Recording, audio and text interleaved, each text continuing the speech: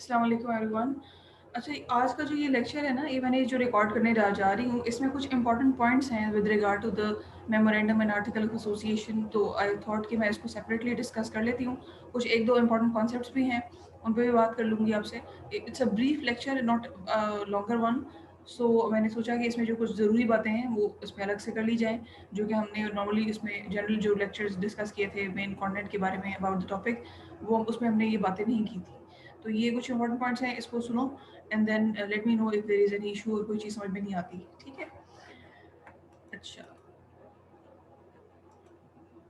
कंक्लूसिवनेस of certificates of incorporation. Certificate of incorporation जो होता है वो रजिस्ट्रार आपका इशू करता है। ये सेक्शन 33 आपको बता रहा है कि जब आपने मेमोरेंड आपकी सारी डॉक्यूमेंटेशन, देखो हमने तो की डॉक्यूमेंट्स को डिस्कस किया ना। मैंने आपको memorandum of association and article of association के बारे में बताया, क्योंकि वो की डॉक्यूमेंट है जो आपको हर सूरत हाल में हर कंपनी को, बेशक इट डिपेंड्स कि कौन सा वो अनेक्जर अटैच करते हैं in case of article, but still they have to provide these two information. ये जो दो डॉक्यूमेंटेशन है ये मस्ट है ना। तो जब ये और इसके अलावा जो डॉक्यूमेंटेशन जो रिक्वायर्ड है एज डिपेंडिंग अपॉन द कि किस तरह की कंपनी है, किस टाइप की कंपनी है, जब वो पूरी हो जाती है और जमा हो जाती है रेगुलेटर को, तो रजिस्ट्रार जो है वो एक सर्टिफिकेट ऑफ इनकॉर्पोरेशन इशू करता है in respect of any association. वो कंक्लूसिव एविडेंस है बेसिकली। वो इस बात का सबूत है कि सारे के सारे रिक्वायरमेंट्स इस कंपनी ने according to the ordinance of 1940 जो 84 है कंपनी का, उसके अकॉर्डिंगली जो भी चीज़ें, जो भी कंडीशंस अप्लाई एप्लीकेबल थी, जो लागू थी, जो क्राइटेरिया था, वो इस कंपनी ने पूरा कर लिया है। And now it is okay, और लीगली ये जो है वो अलाउड है to operate as a business, as a company in the country. तो सर्टिफिकेट ऑफ इंक्लूसिवनेस जो है वो आपको सेक्शन 33 ये बताता है कि किस सूरत हाल में मिलता है, कब रजिस्ट्रार इशू करता है, कब बता देता है आपको, जब आपने सारी की सारी रिक्वायरमेंट पूरी की होती है। तो ये एक पॉइंट, जब ये कंक्लूसिवनेस ऑफ सर्टिफिकेट, ये याद रखना। सर्टिफिकेट ऑफ इनकॉर्पोरेशन आपको कब मिलता है? एक और भी सर्टिफिकेट होता है, सर्टिफिकेट ऑफ कमेंसमेंट उसे बोलते हैं। तो ये बात है। अच्छा, उसके बाद एक और important point according to the section 34, section 34 ये कहता है कि अगर आप जब आपने ऑल्टरेशन कर ली ना, और वो ऑल्टरेशन आपकी जो सारा प्रोसेस हमने डिस्कस किया था और वो अप्रूव भी हो गई, तो उसके बाद जब आप नई प्रिंट करेंगे और नए जो, ऑब्वियसली पुराने तो फिर ख़त्म हो गए ना, बिकॉज वो तो चेंज हो गए, उसमें जो बात थी वो तो ख़त्म हो गई। तो जो ऑल्टर्ड जब दोबारा प्रिंटिंग होगी, नेक्स्ट टाइम जो प्रिंटिंग होगी मेमोरेंडम एंड आर्टिकल की, और जो उस ऑल्टरेशन की कंफर्मेशन के बाद जो जो भी बुकलेट, जो आर्टिकल ऑफ एसोसिएशन है, मेमोरेंडम ऑफ एसोसिएशन जो है वो फर्दर यूज़ किया जाएगा उस ऑल्टरेशन के बाद, जो कि कंफर्म की गई बाय द कमीशन और by the resolution by the directors. तो वो जब नई कॉपीज आप प्रिंट करेंगे तो उसको ऑल्टर्ड होंगी, पुरानी चीज़ें वही नहीं आपने उसको शेयर करनी, आपने नई उसको दोबारा प्रिंट करना है और दोबारा सर्कुलेट करना है अमंग द मेंबर्स। अच्छा, उसके बाद किसी भी आप जो शेयर होल्डर्स है, कोई भी आपका जो इन केस ऑफ डायरेक्टर भी कह सकते हैं, और इन मैनेजमेंट में जो लोग हैं या जो जनरल पब्लिक में लोग हैं, जितनी उसकी शेयर है ना, जितनी उसकी हिस्सेदारी है कंपनी में, वो उतना ही रिस्पॉन्सिबल है उस अल्ट्रेशन को लेकर। उसकी रिस्पॉन्सिबिलिटी सिर्फ उतनी ही है, उससे ज़्यादा लाइबिलिटी आप किसी पे नहीं डाल सकते कि उसका शेयर कैपिटल थोड़ा था और आपने उससे पैसे ज़्यादा लेने का कह दिया, या कोई भी आपने उससे पे ऐसी कोई लाइबिलिटी इनकर नहीं कर सकते, उसकी लाइबिलिटी को बढ़ा नहीं सकते कि उसने, उसकी लायबिलिटी उतनी ही है जितना उसने पैसा दिया है कंपनी को, जितनी उसने शेयर कैपिटल दिया है। तो ये लायबिलिटी अब ये depends in terms of monetary भी हो सकती है, और in terms of general public के केस में तो ये मॉनेटरी ही होती है। तो ये बात है। Copies of memorandum and articles to be given to the members, ये सेक्शन 35 ये कहता है कि जो आपने चेंजिंग की है ना, अगर मेमोरेंडम एंड आर्टिकल एसोसिएशन में, तो जो मेंबर्स कंपनी में मौजूद हैं उन सबको आपने जो है वो every member should be given that altered memorandum of association and altered article of association, ठीक है, within 40 days। ठीक है, और on payment of such amount not exceeding the prescribed amount as a company fix, जो amount company ने fix किया है वो पे करेगा, और within 40 days you are bound to pay that to every member। आप ऐसा नहीं कहेंगे कि मेमोरेंडम है तो मैं आपको नहीं दे सकता या किसी को आप एक्सक्लूड कर दे, नहीं। और upon receiving of the payment जो कि आपने प्रिस्क्राइब की है, आप हर एक को बाउंड हैं कि आपने वो प्रोवाइड करनी है ऑल्टर्ड कॉपी ऑफ एमओए और AOA. If company makes default in complying, अगर वो नहीं देती लेट्स सपोज, तो फिर उसको फाइन किया जा सकता है। ये सेक्शन 35 आपको बता रहा है। फिर ऑल्टरेशन ऑफ मेमोरेंडम एंड और article to be noted in every copy, ये वही बात जो मैंने पहले भी बताई आपको कि जो भी आपने चेंज की है, जो जो कॉपियाँ अब आप उस चेंज के बाद इशू करेंगे, उन सब में वो सारी ऑल्टर्ड होंगी। उन सब में वो चेंजेस इनकॉर्पोरेट होंगी जो आपने चेंज कराई है, जो आपने अप्रूव कराई है बाय द कमीशन और by the resolution of the directors. यही बात इसमें भी बताई गई है कि when an alteration is made in the MOA और article of association, every copy जो है of MOA after the date of alteration shall conform to the memorandum और आर्टिकल सो ऑल्टर्ड, यानी कि जो आपने चेंज की है उसके बाद जब आप इस आर्टिकल या एमओए या एओए इशू करेंगे तो वो उसमें वो जो क्लॉजेस हैं वो चेंज ही होनी चाहिए, वो ऑल्टर्ड वाली होनी चाहिए, पुरानी नहीं होनी चाहिए।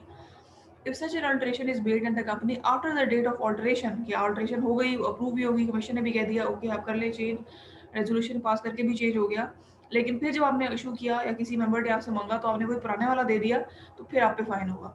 और फाइन कितना होगा? वो 1000 रुपए तक जो हो सकता है each copy, for each copy जो आपने इशू की, गलत इशू की, विलफुली की या अनोइंगली की, तो आपको पेनल्टी सी चार्ज पड़ेगी और आपको देनी पड़ेगी।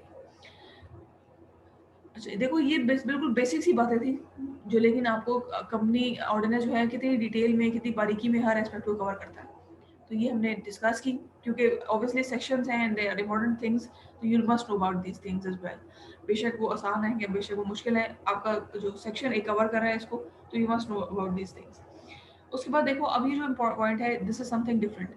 इसमें अब आप ये देखेंगे कि अगर लेट्स सपोज मैंने एक कंपनी को रजिस्टर कर लिया एज अ प्राइवेट कंपनी, तो how what are the reasons जिसकी बेसिस पे मैं उसको कन्वर्ट करना चाहूँगी पब्लिक में, और क्या मैं कर सकती हूँ, और अगर मैं करना कर सकती हूँ तो फिर क्या क्या डॉक्यूमेंटेशन रिक्वायर्ड होगी। This is a very important and critical question. इसको भी आप देखें कि सबसे पहला है कि ग्राउंड्स फॉर कन्वर्जन।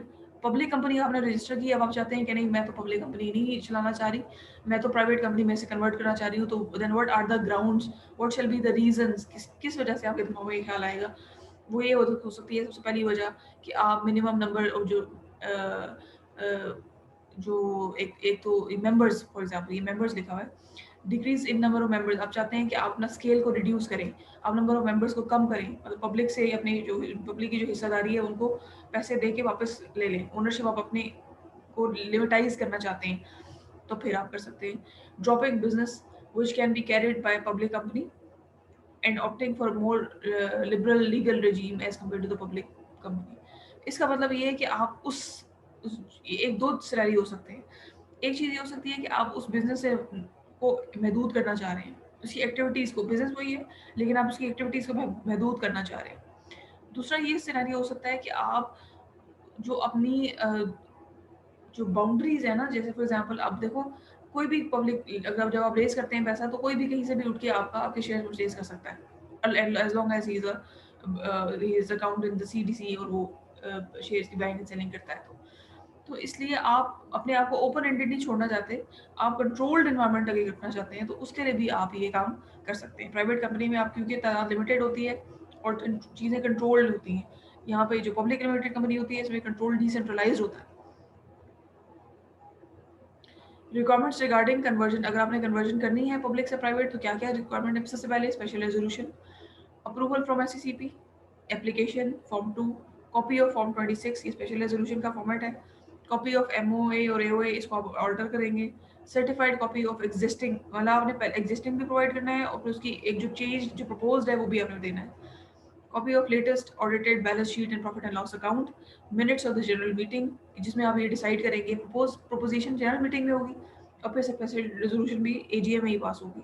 बैंक चालान भी, एप्लीकेशन फी, एफिडेविट आपको देते हैं कि जिसमें आप ये बताते हैं कि वो कहते हैं ना, एक सिंगल सॉर्ट ऑफ एक गवाही होती है कि हम इन केस ऑफ एनी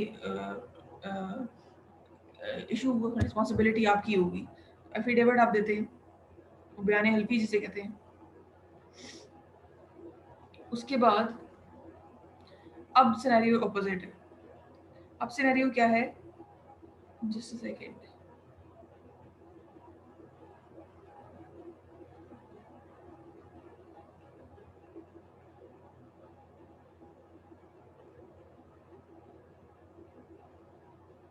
अच्छा, अब सिनेरियो क्या है कि grounds for conversion from private to public company. अब आपने कंपनी को रजिस्टर किया है एज अ प्राइवेट कंपनी और नाउ यू वांट कि आप उसको कन्वर्ट कर दें टू द पब्लिक कंपनी।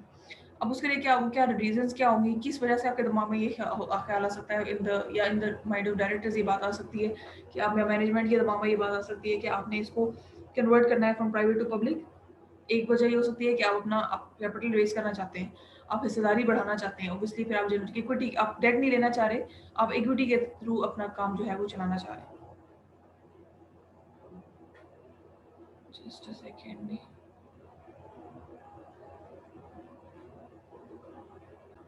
अच्छा, तो ये मैं बता रही थी कि ground floor conversion from private to public company क्या हो सकते हैं। पहली बात तो ये कि आप इक्विटी रेज करना चाहते हैं और आप डेट नहीं लेना चाहते, आप number of share holders increase करना चाहते हैं। Number of share holders increase करेंगे तो आपकी जो, याद है आपको, हमने एक कॉन्सेप्ट पढ़ा था डिफ्यूज ओनरशिप का, तो that is your intent of conversion private to public company, तो ये भी एक वजह हो सकती है। इंक्रीज इन कैपिटल में मैंने अभी बात की कि आप डेट नहीं लेना चाहते, बिकॉज डेट पे आपको इंटरेस्ट पे करना पड़ता है, और जब आप कैपिटल इक्विटी रेज करते हैं तो then there you have a chance कि अगर प्रॉफिट हो गया तो आप डिविडेंड दे देते हैं, समटाइम्स नहीं भी देते तो you are not bound to कि आपने देना ही देना है, कोई ऐसी वो नहीं है, आपको डिपेंड कर रहा होता है कि अगर प्रॉफिट है तो दे सकते हैं। और अगर कंपनी के आपस में ये डायरेक्टर्स डिसाइड करें, मैनेजमेंट ये डिसाइड करे कि नहीं इस बार हमने डिविडेंड नहीं देना, हम इसको रिटेन करेंगे और रीइन्वेस्ट करेंगे, तो वो कंपनी कर सकती है। उस पे मतलब उस पे कोई लीगल ऑब्लिगेशन नहीं होती कि उन्होंने डिविडेंड देना ही देना है हर सूरत हाल में। फिर तीसरी चीज़ ये हो सकती है कि adoption of a business which can be carried bye a public company only and enhancing status of the public. मतलब आप कोई ऐसा बिजनेस करना चाह रहे हैं जो सिर्फ पब्लिक लिमिटेड कंपनीज को अलाउड है, एंड पब्लिक जिसका लाइसेंस जो है वो पब्लिक लिमिटेड पब्लिक कंपनी को ही मिल सकता है, प्राइवेट कंपनीज को नहीं मिल सकता। कुछ इस किस्म की लीगल इसमें कॉम्प्लिकेशंस है या लीगल हिंज है, तो इस केस में भी B you can form, you can convert a private company into the public company for the purpose of enhancing its status। ठीक है, तो क्योंकि क्योंकि ये चीज़ होती है कि पब्लिक कंपनी को तो जो ऑर्डिनेंस है वो बाउंड करता है ना। फॉर एग्जाम्पल देखो, पब्लिक कंपनी ही लिस्टेड हो सकती है स्टॉक एक्सचेंज में, और जब जो कंपनी लिस्टेड होना चाहती है उस पे SECP जो है ये कंडीशन लगाती है कि उसने डिस्क्लोजर की रिक्वायरमेंट्स पूरी करनी है। तो फिर जब जहाँ पे डिस्क्लोजर की रिक्वायरमेंट्स और ऑडिटेड अकाउंट्स जो मैंडेटरी चीज़ें हैं ना, ये क्यों है mandatory? For the sake of the interest of general public, ताकि उनके इंटरेस्ट को सिक्योर किया जा सके, because they have no other option और एवेन्यू कि जिसकी बेसिस पे उनको कंपनी की इंटरनल इन्फॉर्मेशन पता चले, क्योंकि वो कंपनी के इंटरनल पार्ट तो नहीं होते। अब मैं आउटसाइडर हूँ, मुझे क्या पता कि JS बैंक में क्या हो रहा है इनसाइड, तो मुझे तो उसकी स्टेटमेंट से पता चलेगा ना कि हाँ ये अच्छा बिजनेस कर रहे हैं, इनका प्रॉफिट है, इसका मतलब है इनकी बिजनेस एक्टिविटीज अच्छी चल रही है। तो मैं तो उन जो रिपोर्ट्स हैं उनकी बेसिस पे ये अंदाज़ा लगाती हूँ ना। और फिर मैं अगर लेट्स सपोज शेयर मार्केट में JS बैंक के शेयर्स खरीदती हूँ, तो मुझे इस चीज़ की तसल्ली है कि SECP ने JS बैंक को अगर लिस्ट किया है तो उसने सारी रिक्वायरमेंट्स इसकी पूरी की होंगी और ये वेरीफाइड है, तो जो वेरीफाइड होता है उस पर आप ट्रस्ट करते हैं ना फिर। तो जो यही बात है यहाँ पर कि कुछ ऐसी चीज़ें होती हैं, कुछ ऐसे बिजनेस होते हैं जिसमें लाइसेंस जो है, for example just for the sake of discussion में ये बात की है, और भी अदर लीगल रिक्वायरमेंट्स हो सकती हैं। तो अगर आपको पब्लिक लिमिटेड कंपनी के स्टेटस में ये बेनिफिट मिल सकता है, तो देन यू मे कन्वर्ट, और लेटर ऑन आप कर सकते हैं। जब आपका समटाइम ऐसा होता है कि जब आप स्टार्ट करते हैं as a private limited company, एकदम से आप बड़ा स्केल हैंडल नहीं कर पाते, तो आप स्टार्ट करते हैं from small and then you go big.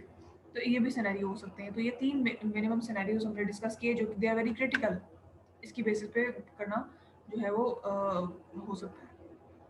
Conversion ज़रूरी की जा सकती है। ग्राउंड्स हैं, ये रीज़न्स हैं, ये रीज़न्स देके आप कन्विंस कर सकते हैं अपने रेगुलेटर को कि वी वांट हमारी जो एप्लीकेशन है उसको मंजूर किया जाए।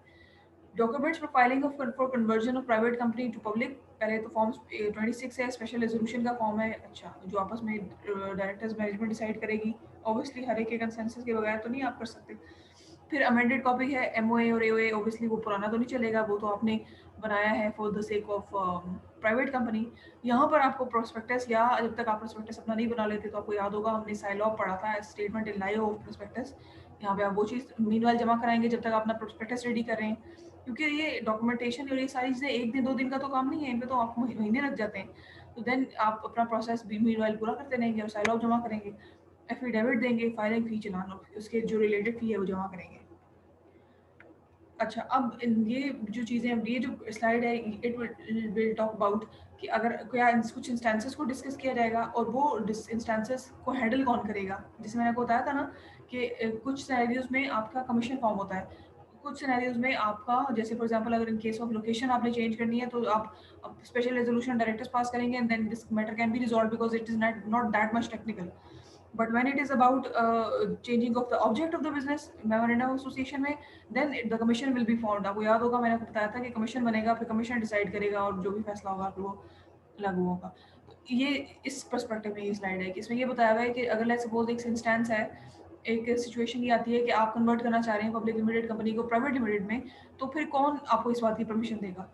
कहाँ से आपको इसकी इजाज़त मिलेगी? कौन कॉम्पिटेंट अथॉरिटी है जो आपको कहेगी कि हाँ, ठीक है, आप कन्वर्ट कर लें और डॉक्यूमेंट सबमिट करें, फी जमा कराएँ और then now your company is converted, now you can call your company as a public limited company. Now you can raise capital from the strong market. Now you can your company can be listed in the SEC. ये सारी बातें आपको जो इजाज़त मिलेगी, ये किसके कहने पे मिलेगी? Who is the competent authority to grant this permission कि now you can, yes, you can convert your company from public to private, या आप कुछ मेमोरेंडम और आर्टिकल में एसोसिएशन में चेंज कर सकते हैं, या कंपनी का नाम चेंज कर सकते हैं, या जो भी फर्दर जो टेक्निकलिटीज़ हैं.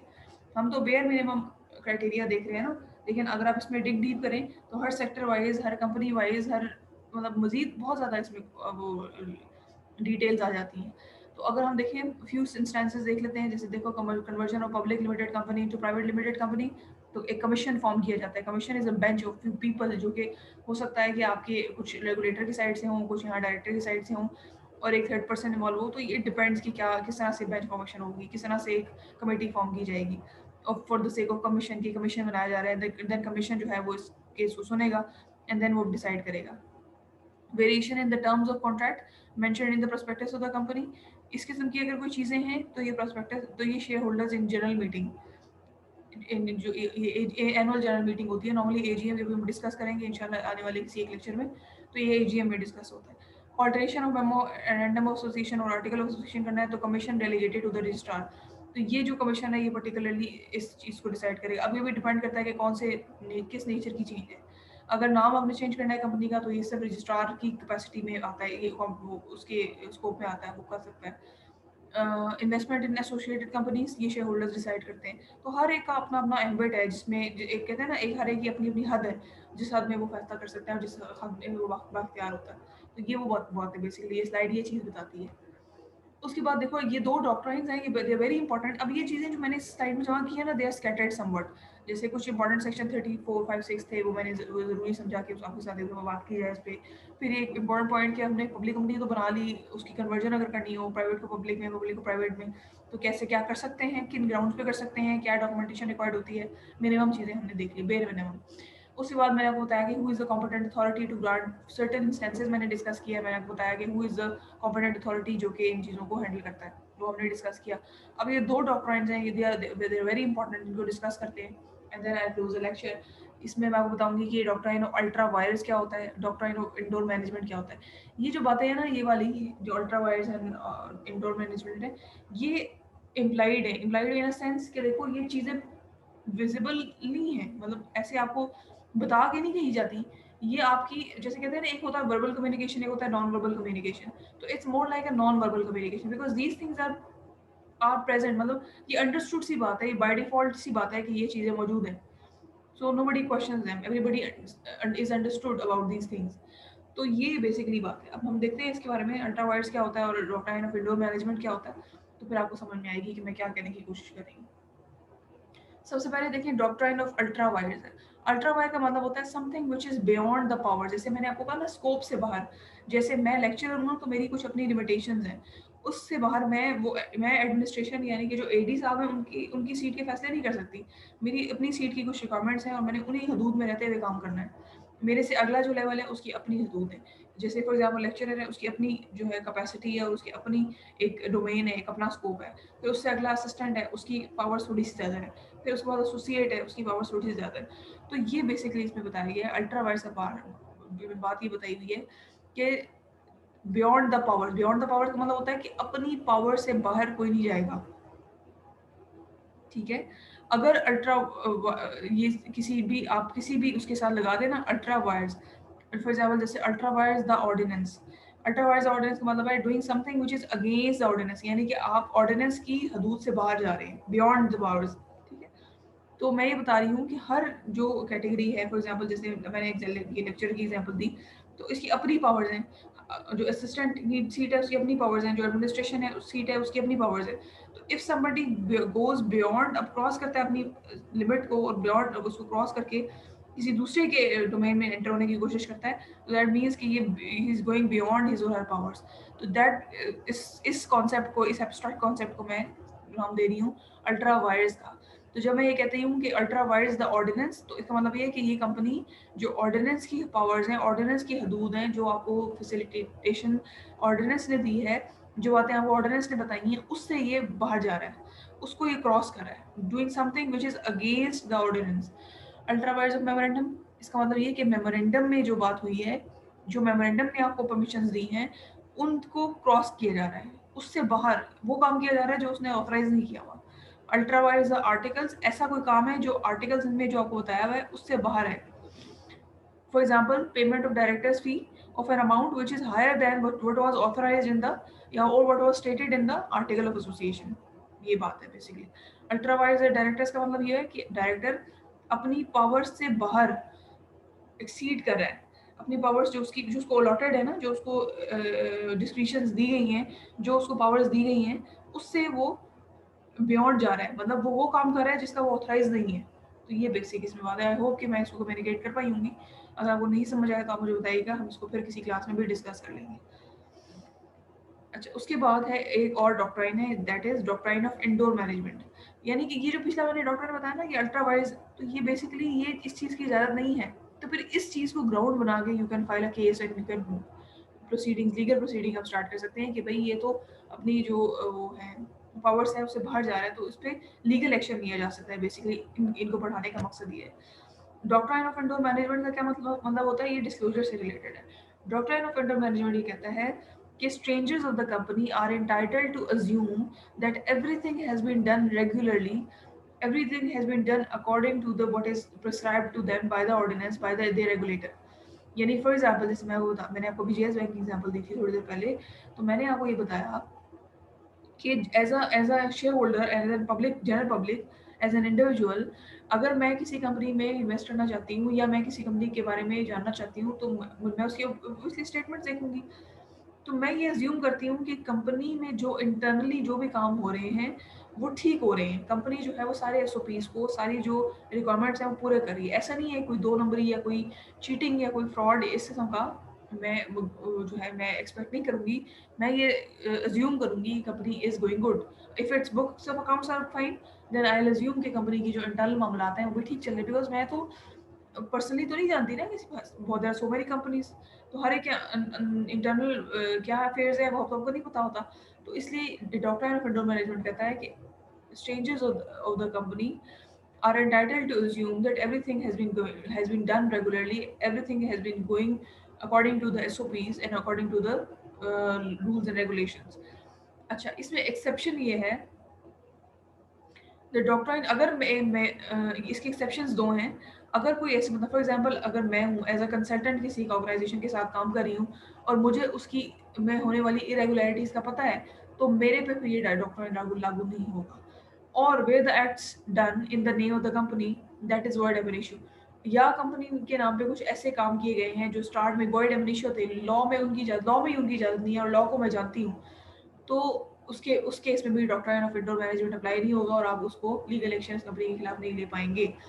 अच्छा, अब एक चीज़ ये होती है कि वॉइड एब इनिशियो की बात मैंने की कि वॉइड एब इनिशियो, जैसे मैंने शायद आपको कॉर्पोरेट लॉ में भी बताया होगा, वॉइड एब इनिशियो का मतलब होता है कि वॉइड फ्रॉम द बिगनिंग। अब एक सवाल यहाँ पे ये पैदा होता है कि लेट्स सपोज मैं एज अ पर्सन, मुझे पता है कि एक खबर आई, लेट्स सपोज जेएस बैंक की, उन्होंने कोई एक्शन लिया है, उन्होंने कोई ऐसा काम किया जो लीगली वॉइड एब इनिशियो था, उनको नहीं करना चाहिए था, उन्होंने किया। ऑब्वियसली न्यूज़ आई, न्यूज़ से पता चला कि ये ऐसी कोई हुई है irregularity on the part of the company, and I got to know about this from the news, let's suppose, and still मैं उसे डॉक्ट्राइन ऑफ इंडोर मैनेजमेंट पे कोई कंपनी के लीगल एक्शन लेती हूँ, तो then I can't do that because ये void ab initio चीज़ थी लॉ में जो उसने की, और ये it was evident, it was पहले से ही ये दिस न्यूज़ वाज आउट।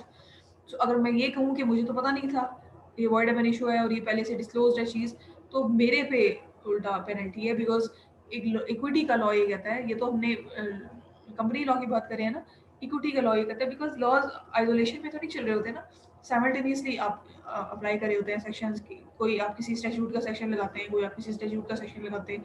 तो यहाँ पर इक्विटी का डॉक्ट्राइन इस्तेमाल होता है। इक्विटी का प्रिंसिपल ये कहता है कि ignorance of law has no excuse, उसकी आपको कोई माफ़ी नहीं है अगर आपको लॉ नहीं पता। अगर आपको लॉ नहीं पता तो ये आपका मसला है, लॉ तो प्रिवेल कर रहा है ना, तो इसलिए वॉइड एब इनिशियो चीज़ों पे doctrine of window management apply नहीं होता, ये एक्सेप्शन है। इस केस पे आप कंपनी के लीगल एक्शन नहीं ले सकते। और अगर आपको नहीं पता था कि वॉइड एब इनिशियो है और still you filed a case against the company, then you are liable because according to the equity principle, ignorance of law has no excuse. So this was all about doctrine of window management. I told you talked about ultra wires as well. Doctrine of ultra wires हमने detail में discuss किया the competent authorities, जो कि कुछ मामला में competent authorities होती हैं जिन इंस्टेंसेस में वो उनका डिसीजन फाइनल होता है और उसी को कंसिडर किया जाता है। फिर हमने डिस्कशन किया और the conversion from the public company to the private company and from the private company to the public company. हमने डॉक्ट्राइन्स की बात की, we talked about the necessary documentation which is necessary to convert public company into private company and private company into the public company, and then I discussed some of the important sections जो कि मैंने पहले discuss नहीं किए थे। Section 34, 35, 36 है I guess, ये 33, 34, 35 और 36 है, ये हमने डिस्कस किए बिकॉज दे आर इम्पोर्टेंट, आपको पता होना चाहिए, आपकी नॉलेज में होने चाहिए थे। आई होप ये चीज़ें समझ में आई होंगी। अगर ये चीज़ें समझ में नहीं आई है, कोई भी प्रॉब्लम हो तो आपने फिर मुझे बताना है, ठीक है, ताकि मैं इस मज़ीद आपको क्लैरिटी दे दूँ, शायद मे भी कोई किसी और एग्जाम्पल से आपको अच्छी तरह ये समझ में आ जाए। तो that was all about today.